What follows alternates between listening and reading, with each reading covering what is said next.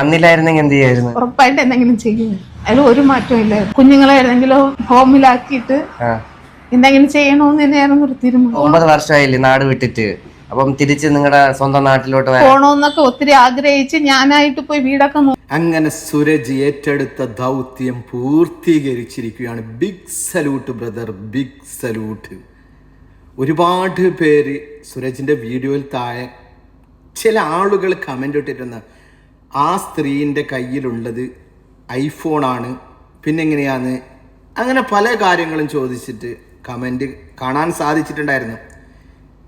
സൂരജ് ഏറ്റെടുത്ത ദൗത്യം പൂർത്തീകരിച്ച് ഒരു മുസൽമാനായ ഒരു സ്ത്രീ സ്നേഹിച്ചിട്ട് വേറൊരാളോ ഒരു തമിഴ് സഹോദരൻ്റെ കൂടെ ഒളിച്ചോടിയത് അങ്ങനെ എന്തോ ആയിരിക്കാം, അറിയില്ല.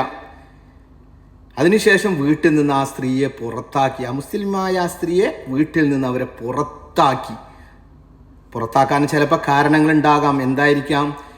നൊന്ത് പ്രസവിച്ച മാതാപിതാക്കൾ എത്രത്തോളം വേദന അനുഭവിച്ചിട്ടുണ്ടാവും. ഈ പൊന്നു മകളും മറ്റുള്ളവൻ്റെ കൂടെ ഒളിച്ചോടുമ്പോൾ, അവരുടെ കൂടെ പോകുമ്പോൾ എത്രത്തോളം വേദന അനുഭവിച്ചിട്ടുണ്ടാവും അല്ലേ? അതായിരിക്കാം അവർ പുറത്താക്കിയത്. എന്നിട്ടോ ഒരു നേരത്തെ ഭക്ഷണത്തിന് പോലും വകയില്ലാതെ ആ സ്ത്രീയും 2 കുട്ടികളും തെരുവിൽ കൂടിയിട്ട് അവിടെ നിന്നിട്ടാകുമ്പോൾ ദൈവദൂതനെ പോലെ നമ്മുടെ പ്രിയപ്പെട്ട സുരജ് അവരുടെ മുമ്പിലേക്ക് ഒരു മണി ചാലഞ്ചുമായി എത്തിയ ആ സമയത്ത് അവർ ഓരോരോ കാര്യം ആ സ്ത്രീ സുരജിനോട് വെളിപ്പെടുത്തുന്ന ഇത് കേൾക്കുമ്പോൾ ഒരുപാട് സങ്കടം തോന്നിപ്പോയി. ഞാൻ വീഡിയോ ചെയ്തിട്ടാകുമ്പോൾ തന്നെ ഒരുപാട് ആൾക്കാർ പറഞ്ഞു നിങ്ങൾക്ക് സഹായിച്ചൂടെ. ഏതൊരാൾക്കും പറ്റുന്ന സഹായം ചെയ്തിട്ടുണ്ടാവാം, പക്ഷെ അത് പുറത്ത് പറയേണ്ട ആവശ്യം ആയിരിക്കുമില്ല.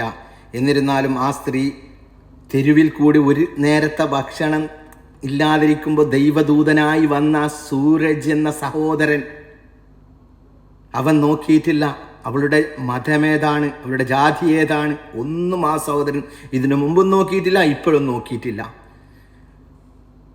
ഒരുപാട് കമൻറ്റ് വന്നിട്ടുണ്ടെങ്കിലും ആ സഹോദരൻ ആ സഹോദരിയെ കൈപ്പിടിച്ച് ഒരു വാടകൻ്റെ പുരയാണെങ്കിൽ വാടകൻ്റെ പുര അതിലേക്ക് അതിൻ്റെ വാടകയും കാര്യങ്ങളും കൊടുത്ത് അപ്പോൾ നോമന മക്കൾക്ക് ഭക്ഷണവും ഓരോരോ കാര്യങ്ങളും മിഠായും കാര്യങ്ങളും കൊടുക്കുന്ന ഒരിത് കാണുമ്പോൾ ഇല്ലേ മനസ്സിലേക്ക് ഒരുപാട് സന്തോഷം തോന്നിപ്പോയി. നമ്മുടെ പ്രിയപ്പെട്ട സഹോദരനായ സൂരജിന് ഒരുപാട് ഇഷ്ടം തോന്നിപ്പോയി.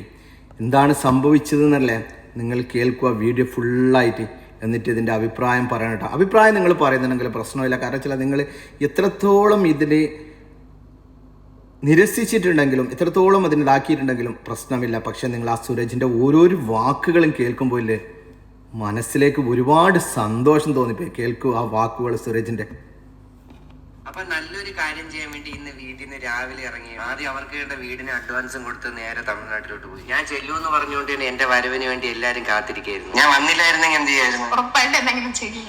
അതിൽ ഒരു മാറ്റവും ഇല്ല. കുഞ്ഞുങ്ങളെ ഏതെങ്കിലും ഹോമിലാക്കിയിട്ട് എന്തെങ്കിലും ചെയ്യണമെന്ന് തന്നെയായിരുന്നു ഒരു തീരുമാനം. 9 വർഷമായില്ലേ നാട് വിട്ടിട്ട്? അപ്പം തിരിച്ച് നിങ്ങളുടെ സ്വന്തം നാട്ടിലോട്ട് പോണോന്നൊക്കെ ഒത്തിരി ആഗ്രഹിച്ച് ഞാനായിട്ട് പോയി വീടൊക്കെ നോക്കിയത് അങ്ങോട്ടൊക്കെ. പക്ഷെ ആരും വീടൊന്നും തന്നില്ല. ഒത്തിരി പള്ളികളിലും പോയി സഹായം ചോദിച്ചതാ, കയറി കിടക്കാൻ നിവർത്തിയില്ല.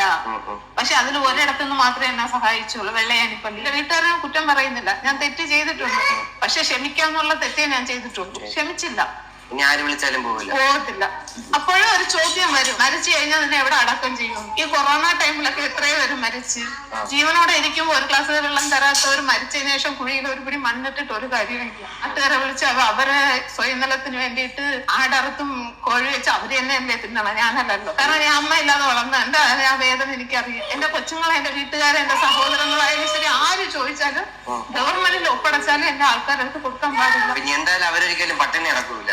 അതൊന്നും എനിക്ക് ആവശ്യം. കാരണം എന്റെ മോൾ കരയുമ്പോഴത്തേക്ക് അവൻ കരയൂല എന്റെ അടുത്ത്, പക്ഷെ അവൻ മുഖം കാണുമ്പോ അറിയാൻ പറ്റും ആ സങ്കടം. ഇപ്പൊ ഞാൻ മുസ്ലിം, ചേട്ടൻ വേറൊരു ജാതിയാണ്. ചേട്ടൻ എന്നെ ഇപ്പൊ സഹായിക്കുന്നുണ്ടെന്ന് പറയുമ്പോഴത്തേക്ക് ഇനി വേണമെങ്കിൽ എന്റെ ആൾക്കാർ വരും എന്നെ തേക്കും. അങ്ങനെ ഒരു ചേട്ടൻ എനിക്ക് ആവശ്യമില്ല.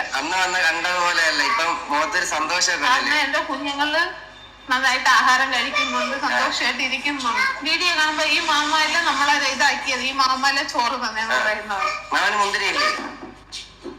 കൊള്ളാം, നല്ല മുണ്ട്. ഞാൻ പിറന്നു വളർന്നിടത്ത് തന്നെയാണ് എനിക്ക് പോകാനുള്ള വിധി വന്നത്. ഞാൻ ഇവിടെ വന്നില്ലായിരുന്നെങ്കിൽ 2 മക്കളെ യത്തീംഖാനയിലാക്കിയിട്ട് അമ്മ ഇന്ന് ആത്മഹത്യ ചെയ്യുമായിരുന്നു. ഇന്ന് അവരുടെ മുഖത്തുള്ള സന്തോഷം അവർക്ക് ആരൊക്കെ ഉണ്ടെന്നുള്ളൊരു തോന്നലാണ്. കൂടെ പിറന്നില്ലെങ്കിൽ ഞാൻ കൂടെ പിറന്നു. നമ്മൾ നീ വീട്ടിൽ നിന്ന് പോണ്, ടാറ്റ പറ, വീട്ടിൽ നിന്ന് പോണേ. ഇതാര് പേര്? തമാശ. ഇത് ആര്? ഇയാളെ പേരെന്താ? അമ്മു. അമ്മു, ഇത് ആര്? അപ്പൊ പോഷക്കാരിയാ.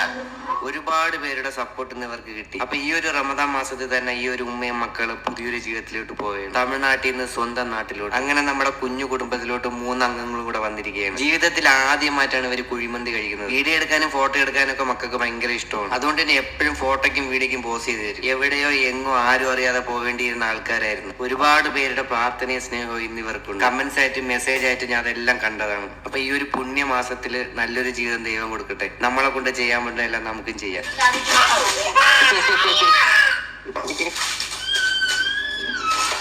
എല്ലാത്തിനും ഉറച്ചു കൂടാതെ എനിക്ക് സഹായിച്ചത് സഹായിച്ചത്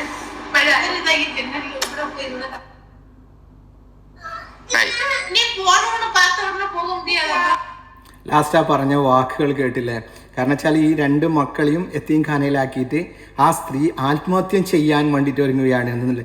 എവിടത്തേക്ക് എത്തി? ഇന്ന് ഒരുപാട് കേൾക്കുന്നതാണ് ആത്മഹത്യ ചെയ്ത് അത് അവർ ചെയ്ത്. ഇപ്പോൾ ഒരുപാട് ദിവസങ്ങൾക്ക് നമ്മൾ ന്യൂസിൽ കേൾക്കുന്നതാണ് ചില സ്ത്രീകൾ ഇല്ലാത്ത തെറ്റുകൾ കുറ്റാരോപിച്ചിട്ട് ആത്മഹത്യ ചെയ്തവരുണ്ട്, മറ്റു ചില ആത്മഹത്യ ചെയ്തവരുണ്ട്. ആത്മഹത്യ ഒന്നിനും ഒരു ഇതുമല്ല കേട്ടോ. എല്ലാവരും മനസ്സിലാക്കണം. ഇനിയെങ്കിലും ഇനി മുന്നോട്ടേക്കുള്ള ജീവിതം ആ സ്ത്രീയും ആ മക്കളും സന്തോഷത്തോടു കൂടി ഒരുപാട് നാൾ ജീവിക്കട്ടെ എന്ന് പറഞ്ഞിട്ട് നമ്മൾക്ക് എല്ലാവർക്കും പ്രാർത്ഥിക്കാം അല്ലേ.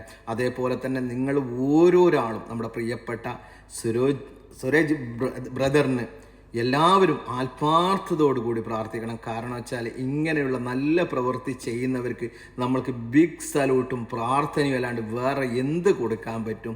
പറ്റുന്നവർ സഹായിക്കും, പറ്റാത്തവർ സഹായിക്കില്ല. ആ സഹായിക്കാൻ പറ്റാത്തവർക്ക് എല്ലാവരും നമ്മുടെ പ്രിയപ്പെട്ട സുരേജിന് വേണ്ടി പ്രാർത്ഥിക്കണം. ഇനിയും ഇങ്ങനെയുള്ള നല്ല നല്ല നല്ല കാര്യങ്ങൾ നമ്മുടെ നാട്ടിൽ ചെയ്യാനുള്ള ഇത് സുരേജിന് ഊർജം നൽകട്ടെ എന്നറിഞ്ഞ് നമ്മൾക്ക് പ്രാർത്ഥിക്കാം.